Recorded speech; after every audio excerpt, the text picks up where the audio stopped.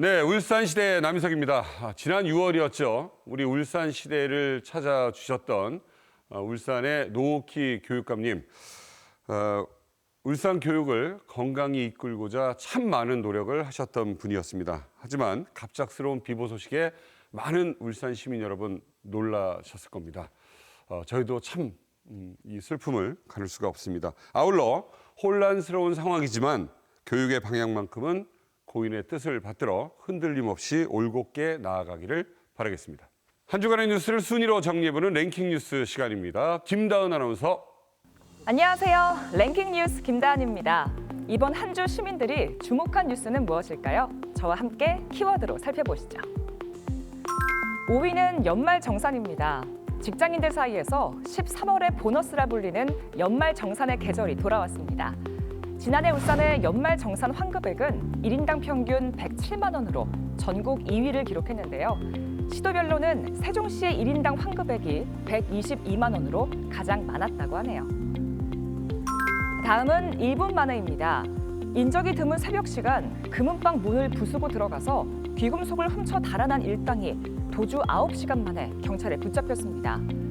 이들이 범행에 걸린 시간은 불과 1분 남짓.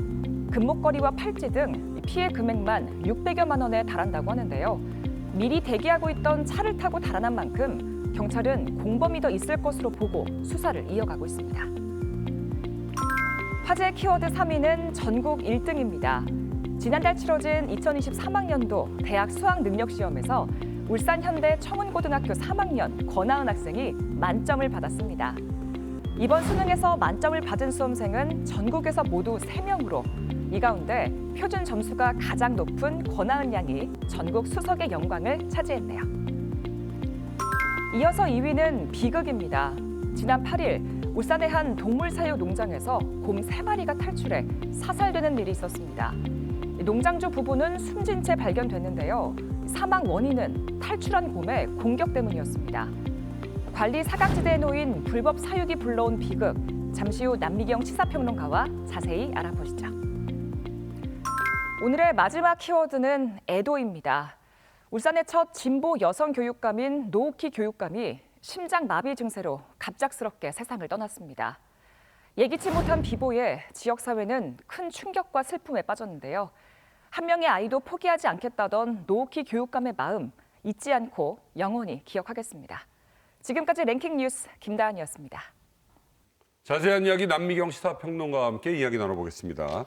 자, 이게 뉴스 보고 깜짝 놀랐고 전국에 다 난리가 났어요. 네. 곰 사육 농장에서 곰이 탈출을 했다. 그런데 농장주가 사망을 했다. 네. 이 사육장을 탈출한 곰이 사실 사람을 해치는 일이 이례적이라고 하는데요. 그래서 더 안타까운 사고인 것 같습니다. 네. 지난 8일인데요. 소방당국에 부모님이 몇 시간째 이제 연락이 되지 않는다 이런 신고가 들어왔고요. 네. 부모님과 연락이 닿지 않다 보니까 딸이 신고를 한 것 같습니다. 이후에 소방당국이 범서에 있는 곰 사육 농장에 이제 확인을 하러 갔고요. 네. 안타깝게도 60대 주인 부부가 숨져 있는 것을 이제 확인했는데요. 외상으로 볼 때 곰의 습격을 받은 것으로 이제 확인이 되고 있습니다. 아니 근데 저렇게 보면 지금 철장이 잘 되어 있잖아요. 네. 지금 어떻게 탈출한 거죠, 이게? 이 철제로 된 사육장이 사실 좀 허술해서 이제 곰이 탈출할 가능성도 없지는 않은데요. 네. 일단 경찰은 농장주가 곰에게 먹이를 주려고 사육장 문을 열었다가 그 참변을 당한 것으로 추정하고 있습니다. 다만 사육장 내 CCTV가 없는 것으로 알려져 있어서 네. 정확한 사고 경위를 파악하는 것은 어려울 것 같습니다. 근데 이게 이 농장에서 곰이 탈출한 게 처음이 아니다라는 이야기가 있었어요. 사실입니까? 네. 지난해 5월에도 새끼곰 한 마리가 그 탈출을 하면서 소동이 있었는데요. 그때 네. 당시에 이곳 그 사육장이 불법 사육장이라는 것을 낙동강위협환경청에서 이제 확인을 했고요. 그런데도 사고가 나기까지 너무 안일한 대응을 네. 한 게 아니냐 이런 비판을 피하기는 어려울 것 같습니다. 그러니까 이게 지금 불법 사육장이라는 거는 합법 사육장도 있다는 얘기 같고 이건 네. 이따가 여쭤보도록 하고요. 자, 어쨌든 간에 곰 하면은 무슨 뭐 이렇게 멸종 위기종이다 뭐 이런 게 있을 거 아닙니까? 네. 예. 근데 이게 아무나 키울 수 없을 것 같은데 어떤 뭐 제재 같은 게 없었나요? 네, 곰은 국제적 멸종 위기 동물이기 때문에 사실 개인이 키울 수가 없고요. 지금 전국에 22곳의 사육장이 있는데 이 사육장들은 예전에 그 정부가 곰 사육을 적극 권장했을 당시에 이제 네. 허가를 받은 사육장이고요. 지금은 사육 시설을 갖추고 있다고 해서 이제 허가를 내주지는 않습니다. 그래서 이 사육장이 이제 미등록 시설이 될 수밖에 없는 거고요. 네네네. 제재가 아예 없었던 건 아닌데요. 지난해 곰 탈출 소동이 있으면서 이 적발이 됐기 때문에 낙동강 위협 환경청에서 2번이나 네. 고발을 했고요. 농장주도 이제 수백만 원의 벌금을 받기도 했습니다. 아, 이게 지금 그 전국에 22군데가 있고 네. 예전에는 이걸 권장한 적이 있었다, 사육을. 네, 그렇죠. 근데 남미경 기자, 이게 지금 제가 서울에 있었는데도 이런저런 이야기가 들려서 네. 이게 팩트만 딱 이야기를 해야 될 것 같아요. 네. 이게 너무 이상한 뭐 소문들이 많아서. 자, 지금 보니까 농장주가 수백만 원의 벌금을 내면서까지도 곰을 사육했다. 이유가 뭡니까? 이번 사고에서 좀 의문이 생기는 게 이 농장주가 2018년에 경기도 용인에 있는 사육장에서 이 곰을 임대를 해서 사육을 해왔거든요. 임대? 네. 그러면 이제 문제가 생겼고 적발이 됐으니까 다시 돌려주면 되는 문제잖아요. 용인으로 보내야죠. 네네. 근데 왜 지금까지 벌금을 이렇게 내면서까지 사육을 했느냐가 참 궁금하실 텐데 이 부분에 대해서는 이제 지난해 적발이 됐었을 때 농장주가 환경부에다 얘기를 한 게 있습니다. 어떤 네네. 얘기를 했냐면 경제적으로 어렵지가 않다. 네. 그래서 뭐 웅담 채취라든지 경제적인 목적으로 내가 이걸 키우는 게 아니라 애완용으로 키우고 있다. 이렇게 진술을 한 것으로 전해지고 있고요. 네. 물론 이거는 이제 팩트가 인지 아닌지는 알 수는 없습니다. 네네. 네, 그래서 이제 곰에 대한 애착이 있었다고 볼 수가 있고요. 네. 그리고 용인의 사육장이 사실은 곰 개체 수가 많기 때문에 더 이상 받아들일 수가 없다라고 하는 거예요. 그렇기 때문에 이제 농장주가 다시 용인 사육장을 보내기가 좀 어려웠다 이런 네. 얘기들이 전해지고 있습니다. 이게 가끔씩 이렇게 뉴스에 뜨는 거 보면은 이제 불법으로 이렇게 키우는 곰들 보면 너무 열악해요. 네, 여기 맞습니다. 관이 꽂혀 있고 그 쓸개즙을 뽑겠다고 너무 열악한 상황에서 그렇게 있어서 참 기가 막히다라는 생각을 했었거든요. 자, 근데 궁금한 건 환경부가 이게 만약에 불법으로 키우고 있는 곳이면 몰수를 하거나 해서 특정 지역에 둔다든가 하는 방법이 없습니까? 이게 불법 사육장에서 키워진 곰이기 때문에 이제 몰수하면 되는 거 아니냐 이렇게 네. 말씀을 하실 수가 있는데요.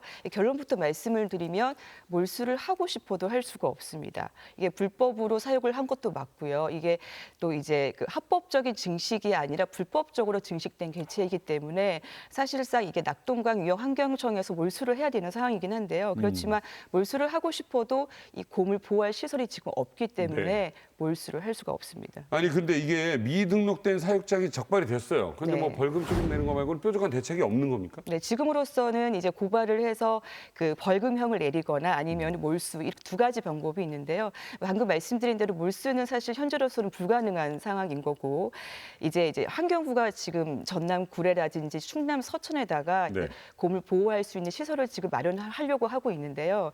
전남 구례는 내년 후에나 그러니까 내후년에나 돼야 가능한 일이고요. 네. 이제 충남 서천 같은 경우에 지금 주민들 반발 때문에 지금 하기 좀 힘든 그런 상황입니다. 그러니까 이게 네. 원치 않을 것 같긴 해요. 네. 그러니까 이제 내후년에 돼서야 이제 전남 구례에 시설이 만들어지는데 예. 그 전까지는 사실 불법 사육장이라 할지라도 사실상은 사육을 좀 허락할 수밖에 없는 뭐 그런 상황이기도 합니다. 자, 어쨌든 저는 놀라운 게 그 국내에서 곰 사육을 권장한 적이 있었다라는 네. 이야기가 가장 놀라운데요.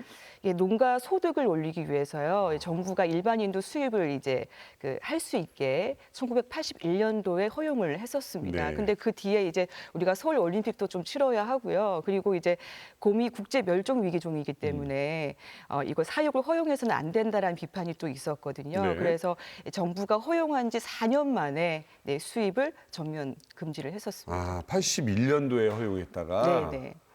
그렇죠. 85년도 즈음에 멈췄다. 아, 그렇군요. 자, 어쨌든 좀 이게 좀 사실 좀 쑥스러운 얘기입니다. 우리나라가 OECD 회원국 가운데서 웅담을 얻기 위해서 곰을 사육하는 유일한 국가다라는 불명예가 있고요. 그리고 또 환경부가 늦은 감은 있지만 전수조사를 벌이겠다라고 했다고요? 네, 이번 사고가 난 지 하루 만에 네. 그 환경부가 그 전국의 불법 사육 농가가 얼마나 있는지 그렇죠. 전수조사를 하겠다고 했는데요. 지금 전국의 22곳에 319마리의 곰이 사육되고 있습니다.